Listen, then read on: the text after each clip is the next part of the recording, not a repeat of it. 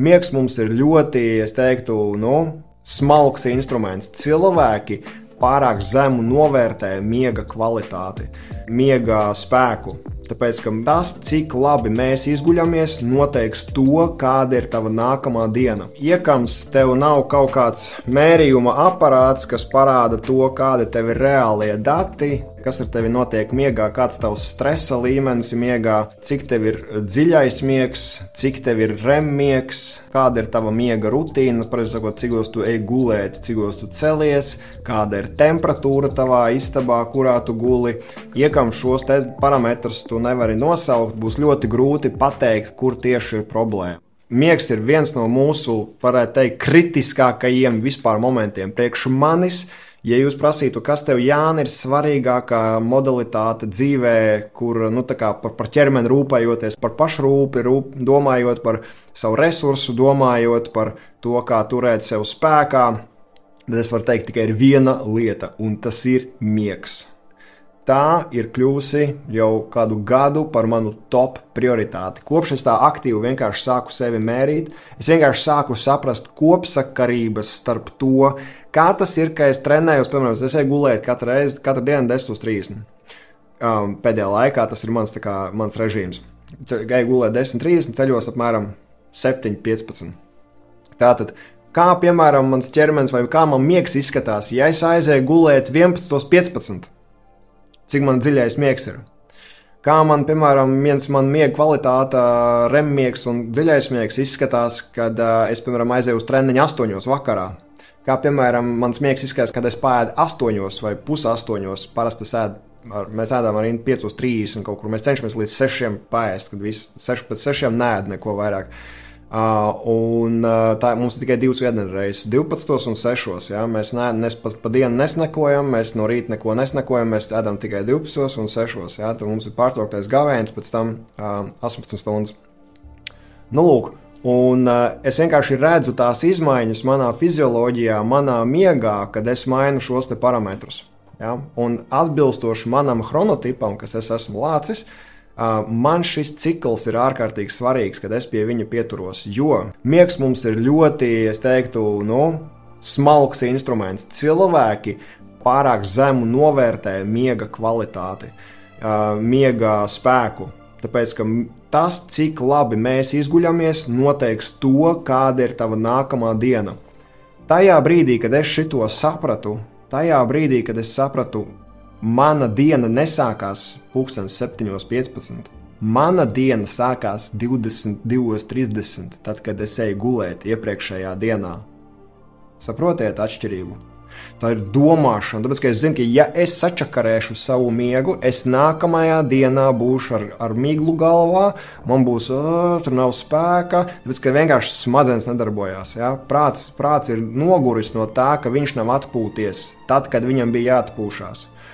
Un tad, kad jūs šo izveidojat par savu pirmo prioritāti, jūs redzēsiet, kā jums vienkārši dzīve mainās pati no sevis. Es redzēju, kā man dzīve mainās tikai no tā, kad es izmainīju, pieregulēju savus miega ieradumus. Ja? Un it kā es zināju par to, ka, jāiet gulēt laicīgi un tā, bet nē, vienmēr visu laiku.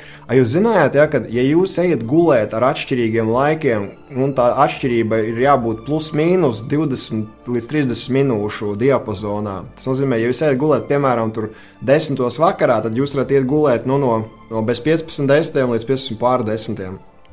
Šajā te diapazonā.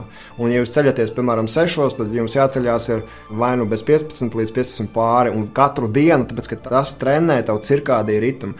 Tas, kāds ir tavs cirkādija ritms, nosaka ļoti daudz citus fizioloģiskos procesus, kā viena no tiem sirdsdarbības mainību, kas ir viens no galvenajiem faktoriem, kas nosaka tavu fitnesu, tavu labklājību un to, cik tev ir enerģijas. Cilvēkiem, kam nav enerģijas, viņam pārstrājas zemes sirdsdarbības mainības rādītājs.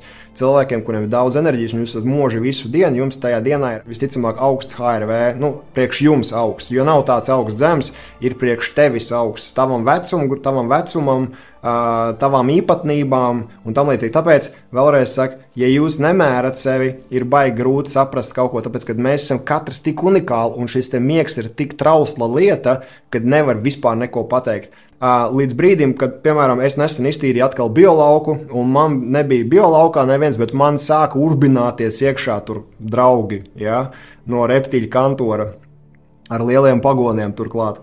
Un, viņš bija uzmetis virsū man kaut kādu figņu, ja, un vienkārši paskatīties, kā es rēģēšu. Bet es te jūtu, man miegs, man miegs ne no kā, ne no šā paliek, tā kā ir nemierīgs. Es redzu, ka man ir pīķi miegā. Ja? Man ir pīķi miegā. Man tā nedrīkst būt. Man ir pilnīgs pīta, kā es jums parādīšu tūlītās. Ja? Kā man izskatās, šī dienas miegs. Redziet, es aizgāju gulēt vakarā, un principā visu nakti man ir tā kā mirusa līnija. Ja? Tur es vispār nekustos. Tur. Man nekādas aktivitātes nav. Bet tad, kad jūs šeit redzat pīķus iekšā, vēl te vēl kaut kas notiekās pa vidu, es redzu, ka man ir nemierīgs miegs. Un es saprotu, ka tā rutīna man nav mainījusies, ēdienkarta nav mainījusies, ieradumi nav mainījušies, gulēt liešanas laiks nav mainījies, kaut kas notiek apziņā. Ja, tad manā apziņā kaut kas notiek. Un es ticamāk, es parasti jūtu, kad ar manu apziņu sāk kāds spēlēties. Un es pēdējā laikā nebiju līdz sev miegā nodomu, lai mani sargā lai mana civilizācija mani sargā. Un es to biju kaut kā aizmirsis. Un es neliku vairāk pirms miega aizsardzības, ja tā varētu teikt. Jo mēs esam miegā viena no visievainojamākajiem astrālā. Ja, jo mēs nepārvaldam sevi, ja mēs esam neapzināti un var ieslēgties kaut kas. Ja, tad līdz ar to ir grūti. Tāpēc, es teiktu, paņemiet kaut kādu mērītāju, kas jums var parādīt to, kur atrodas jūsu fizioloģiskie rādītāji, un tad mēs varam parunāt vēlreiz. Es ierakstīšu iekšā šeit, tas nav pulkstenis, tas ir vienkārši tups mērītājs. Es ieraku iekšā linku, un šis te links, ja jūs pievienojaties ar viņu, tad jums ir 1 mēnesis bez maksas. Tas ir katram, bet vienkārši tas ir VUPS. Jums vajag, ja jums ir aicinājuma saite, tad jūs varat 1 mēnesi bez maksas saņemt. Tā kā reku viņš ir, ja, un tad mēs varam saprast, kas tur īsti notiek, un tad mēs varam izdarīt secinājumus. Bet, kā jau es teicu, ja nav, teiksim, tīrīts biolauks ilgu laiku, visticamāk tie ir astrāļi. Tas ir visiem cilvēkiem, kuri nav to strādājuši, kur nav biolauku pārbaudījuši, viņiem ir, neatkarīgi no tā, ko viņi domā, ir viņiem nav, man liekas, ka nav. Es esmu redzējis pat intuitīvs cilvēks, kurš saka, man liekas, man tā kā nav. Aizēja pārbaudies, izvelk pusi zooparka ārā, 3 pieslēgumi. Tāpēc viņi ir tik viltīgi, un ja mēs neizvējam ārā tās konstrukcijas un neuzliekam virsū merkabu, un pēc tam vēl ir konkrēts aizsardzības, ko mēs liekam virsū, nav variantu. Vienkārši nemāniet sev vienkārši, un pie tā paliekam. Tā kā tā. Lūk. Tāpēc es teiktu, pārskati visus savus miega ieradumus, tātad gulētiešanas laiks, temperatūra, ko tu vēl vari izdarīt, nosaki, saproti, kāds tavs cirkādija ritms ir, kāds tu esi chronotips, miega chronotips, un tad saproti, ka, piemēram, ja tu esi lācis, tad tev ņifīgi 5 celties. Ja, saprotiet? Tā kā jums ir jāsaprot, ka jums ir jūsu jūsu ķermenim, jūsu chronotipam ir ļoti specifiski apstākļi, kas viņam ir vajadzīgi. Ja? Un to jūs varat papētīt, ir tāds bezmaksas tests, ja? Nosaka savu sleep testu. Ja jūs ierakstīsiet sleep testu, tas, protams, būs angliski. Es latviski nezinu, kurš vispār dod. Vienīgais latviski, kurš pa miega ieradumiem runāja, tā normāli, tā saprotami, 2 cilvēki, Raivis Luciānovs un Pēters Urtāns. Ja? Tāpēc es nezinu, pie kā vēl rekomendēt, bet patiesībā internets ir ļoti pilns ar to informāciju. Tāpatās, ja jums nav kaut kāda mērījuma iekārta, gandrīz nereāli ir uzminēt un pateikt, man liekas, ka man tā kā muļķības tas viss ir. Tāpēc, ka mēs esam pieraduši pie noguruma, vai mēs esam pieraduši pie slikta miegas kvalitātes, mēs nezinām, kāds par ir labs miegs, mēs nezinām, cik mums slodze, piemēram, dienā vajadzīga ir, kad lai būtu līdzsvarā un balansā.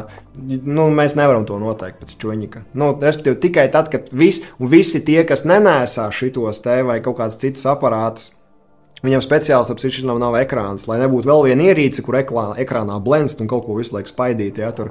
Tāpēc viņi ir vienkārši kā tāda aproce, bet viņi visu rāda tev telefonā. Un tie cilvēki, kas ir panēsājuši kaut kādus šos te, viņi nokalibrējuši sevi, un tad viņi parasti atsakās no viņiem, jo tad viņi saprot, ka īstenībā sākumā es pilnīgi savādāk jutos. Un man likās, ka man tur viss ir kārtībā, paskaties rādītāji galīgi garām, un tad tu sevi nokalibrē. Un saprot, patiesībā šitā tas izjūtās, kad es esmu tikai izgulējies, man ir enerģija, man ir spēks, man ir augsts HRV, un kā es varu savu HRV uzturēt augstu visu laiku, ja? Ok, ja, un tad viņi var paņemt nost, un tad tu vari dzīvot bez, bet tu zināsi, kāda ir tava jaunā marka, ja? Kas ir tas jaunais līmenis, ja? Ar ko salīdzināt. Tā. Kāpēc es to uzsveru? Tagad cilvēkiem liekas, man šis neizsaka, man tur ezotērika. Es saku, jūsu spējas nofokusēties vai iziet, piemēram, astrālī, vai, piemēram, materializēt vai radīt savu realitāti, ir tiešā veidā atkarīgs no tā, cik jums ir enerģijas. Un ja enerģija nav, tāpēc, ka nav izgulējies cilvēks un galva ir brain fogā, ja esat migla galvā, jūs nevarat uzradīt savas lietas, tāpēc, ka jums pietrūkst enerģijas. Tāpēc, ka ķermenim nav enerģijas un jums nav enerģijas uzradīt savu realitāti. Lai jūs nomanifestētu tās lietas dzīvē, ikdienā, kuras jums ir vajadzīgas. Un tāpēc nenormāli svarīgi ir tieši šis atpūtas cikls, kurā mēs atjaunojam enerģiju, lai mēs nākamajā dienā mums pietiktu enerģijas realizēt to sapulci, vai to mītingu, vai to tikšanos, vai to jebkādu projektu, kur tu esi iesaistīts, lai tev izdotos viņu uztaisīt tā, kā tu vēlies. Saprotiet, tam vajag enerģiju, tāpēc, ka viss ir enerģija, un tev šī enerģija jāsakoncentrē. Koncentrēšanās ir smadzeņu lieta. Ja? Un ja mums smadzenes ir miglā, un tev smadzenēs ir saucamais brain fogs, ja? jeb prāta migla, tad tu nevari nofokus, tev migliņā viss ir. Tu es jau esmu nogurs, jau pusdienu pagāju, viss, ja?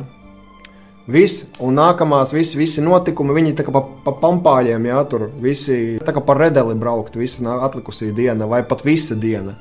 Ja, un tas ir tāpēc, prāta pārvaldīšanas kursā mēs liekam iekšā šito rīta iedvesmas praksi. Cik no jums taisa viņu vēl? Es šorīt taisīju, starpcīt. Es viņu taisu pats katru dienu. Es saprotu, ka tas ir ģeniāli vienkārši. Es pats viņu taisu katru dienu. Jūs taisat? Jūs vispār taisat viņu? Jūs programmējat sevi katru dienu? Ir jāprogrammē sevi katru dienu, jo pretējā gadījumā tava diena notiek randomā vienkārši kaut kādā. Ja tu neieliec iekšā, ko es gribu sajust, ko es gribu redzēt, kā es gribu, lai tur sanāk, ja tu neiedod koordinātes, tad vienkārši tavu laivu pūš pa okeānu kaut kur. Ja tu nepasaki, mēs braucam tur, un es gribu, lai mēs ejam ar tādu ātrumu, un es gribu, lai mēs uzvelkam mastā 2 buras un aiziet jūs kā kapteinis uz kuģa, pasakat, kā visiem būt. Bet ja jūs savu komandu izlaižat, tad jūs paši zinat jau, jā. Nenopietni, tas ir vienkārši, izvēles jautājums. Patīk ciest, cietu, labi, sēdi cieti, tā kā, jā. Bet, dari kaut, tas nav obligāti, ka tev šis jādara. Tev jādara jebkas, ko tu vienkārši, kā tu vadi savu realitāti. Kā tu vadi savu realitāti? Dažreiz, kā guļot gultā, tu vienkārši domā par to, ka, ok, šitos viens, tad es to, būs tā, un tad būs šitā, un tā pieteikt. Cits brauc autiņā vienkārši tā, tiekos ar to, sarunāšu to, izdarīšu tur, savākšu bērnu, braukšu mājās, viss, jā, arī strādā, jā. Bet, ja ir tāds, es tā pajutīšu, un vajag pajust arī, vajag periods, kur es, piemēram, arī, man ir periodi, kur es neko neplānoju. Es vienkārši uzlieku sajūtu, jā, nodejoju savu rīta iedvesmas deju, jā, kad es vienkārši saku, es šodien gribu justies iedvesmots, es gribu justies priecīgs, es gribu justies pateicīgs, un es gribu izjust vienkārši iekšēju mieru par to, ka viss ir baigi labi. Un viss, un tālāk, kas ar mani notiks, es nezinu, un man nav jākontrolē, kas ar mani notiks. Vienkārši es pateicu, kā es gribu justies. Jūsu stāvoklis ir jūsu galvenais resurs. Stāvoklis ir pirmajā vietā. Ja nav stāvoklis, ej, sporto, lec, elpo, dari visu, ko gribi, dabūs sev atpakaļ. Ja? Es arī jūtu, piemēram, visu dienu, vai rakstījām video, vēl kaut ko es jūtu, ka es sāku izbesīties jau. Ja? Man sāk nogurums nāk, es sāku kasīgs palikt, ja, par lietām. Viss, ej, skrien, ej, cilā štangas, es eju cilāju štangas, skrienu. Normāli paliek. Ja, un tā kā, ja, tas ir baigi svarīgi. Ķermenis ļoti svarīgi. Atgriezties atpakaļ pie tās taisīšanas. Jums ir 2 opcijas. Mana meditācija vai Inns meditācija, vai jebkura cita meditācija, Joe Dispenza meditācija. Vienalga kāda meditācija, vienkārši liekat iekšā, kā jūs gribat. Un jūsu retikulāra aktivācijas sistēma, ja tu nezini, kas ir RAS, noskaties prāta pārvaldīšanas kursu, nevis noskaties, bet izpraktizē viņu līdz tādam līmenim, ka tu viņu saproti, izproti un proti pielietot. Ja mēs neklausāmies neko vienkārši, es noklausījos, ko tu saprati?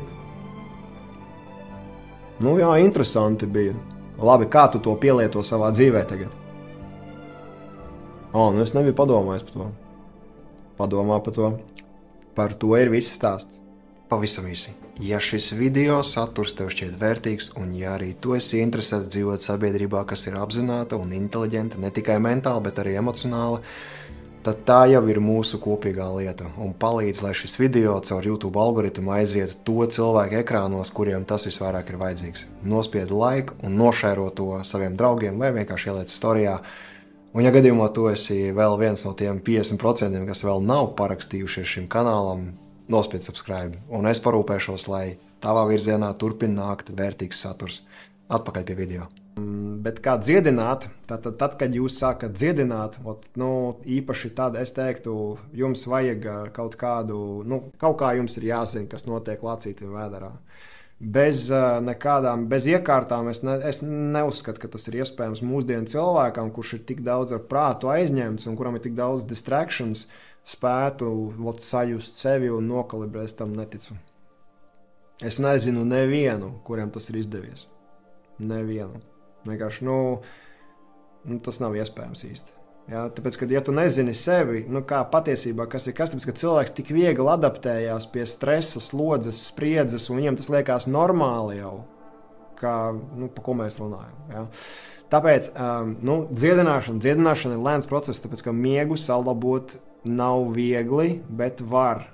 Tas prasa dzelžainu disciplīnu, rutīnu un zināt, kas ir jālabo. Tāpēc, kā vēlreiz es jau atkārtojos, tagad miegu nosaka vairāki faktori.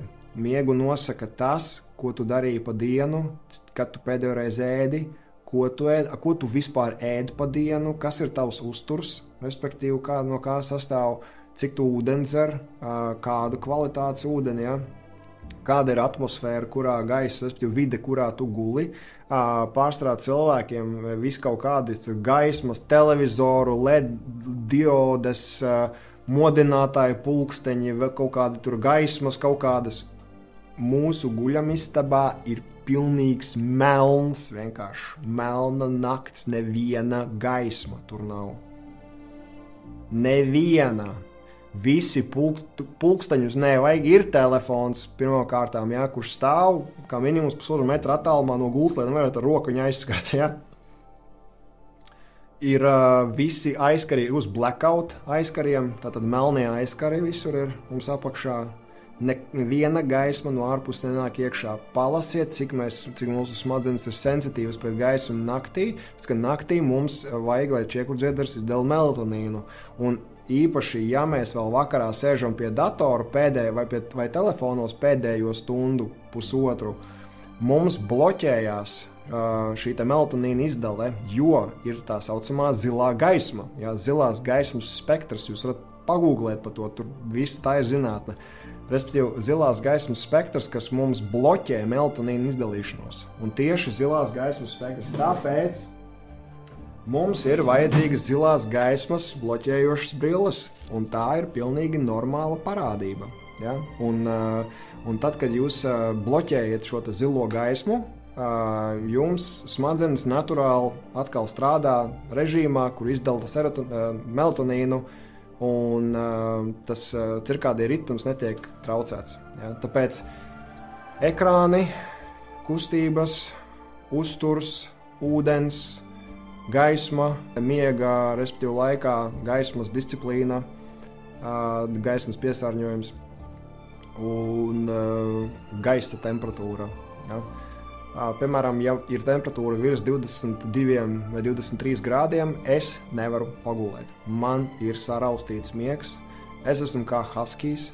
Ja? Tur teica, ka patīk ziemas. Man nevarēja teikt, ka man patīk ziemas vai ziemās būt, bet man patīk augstumā gulēt. Ja? Ints smējās, tev varētu morgā naktī likt. Es saku, varbūt arī tā varētu. Ja? Tāpēc, ka man vajag augstumu, un mūsu ķermenis patiesībā vislabāk strādā, kad viņš guļ pie 18 grādiem. Tas ir tāpēc, ka tie ir fizioloģiski procesi, kas palīdz smadzenes noturēt delta vilnī dziļajā miegā, kas ir, kur notiek šūnu atjaunošanās, muskuļauda atjaunošanās, kur notiek reģenerācija fiziskajam ķermenim. Ja nav dziļā miega atjaunošanās, tad nākamajā rītā mēs pamostamies noguruši. ja nav remmiegs, kas ir sapņošana savā veidā arī, ja, bet šis te remmiegs, tas ir tā specifiska fāze, kas vairāk ir uz rīta puses, kurā mēs apstrādājam mentāli atmiņas un jauno informāciju, ko esam apguvuši. Un tas ir veids, kā smadzenes sakārto te ko visu pa plauktiņiem saliek šajā te miega fāzē. Un mēs ejam cauri šitā tētam miega fāzēm. Ja? Mēs izejam cauri no beta vilnas alfa, teta, delta, ja? Tad ejam teta, alfa, beta, mēs pamostamies naktī, mēs vienmēr mostamies naktī. Nu, tā kā, bet mēs neatceramies to bieži. Cilvēki, kuri mostās augšā 3, 4, 5, ir jāsāk skaities cēlonis, kas tev salūzis tavā mehānismā, jo tas nav normāli. Ja? Cik ūdens dzer pirms gulētiešanas, tāpēc es personīgi ūdeni vairs nedzeru no 8:00. Ja? 2 stundas pirms miega es nedzeru vairs ūdeni, es padzeru visu ūdeni pirms tam. Lai man nebūtu naktī vienkārši mans ķermenis, lai ir mierīgs, un viņš man nedod impulsu signālus uz smadzenēm, ka jau man vajag uz toaleti aiziet. Ja? Nē, tur viss ir mierīgs, viss ir izslēgts, ja? Viss ir mājās.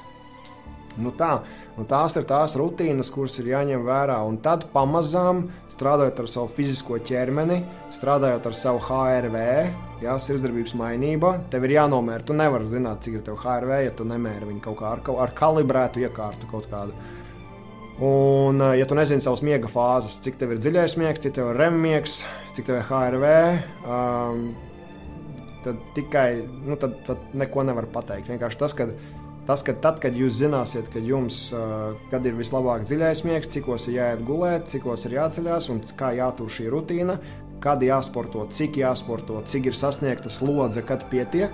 Ja? Piemēram, kad jums ir sasniegta līdzsvara slodze ar dienas resursu, tāpēc, ka, piemēram, tas, ko VUPS rāda, viņš tev rāda, cik tev ir dienas resursus procentos, cik tev ir atjaunošanās notikusi. Es zinu, ka man šodien atjaunošanas 70%, tas nozīmē, ka es zinu, ka vairāk par 14 no 19 iedaļām slodzi es nevaru likt sev. Tas nozīmē, ja es uzlikšu lielāku slodzi par 14 sev iedaļām, ja, tur ir specifisks, ko tas pulkstenis tev mērīs līdzi, ja, tas un viņš tev pateiks, ok, tava slodze šodien ir sasniegusi jau maksimāli, šodien neko vairāk nedari. Ja? Bet ja tu vēl turpini gāzt un maukt un tikai ir jāra prātu, tad pastāv risks, tu pārrauj tam līdzsvaram, un tad mēs aizējam tādā kā gāzienā lejā, un no turienes tikt ārā ir grūtāk. Nākamā dienā tev jau ir ar mīnus zīmi jau viss. Ja? Nu, lūk, tā kā tas ir vienkārši, to ir svarīgi zināt, ka tas tā ir.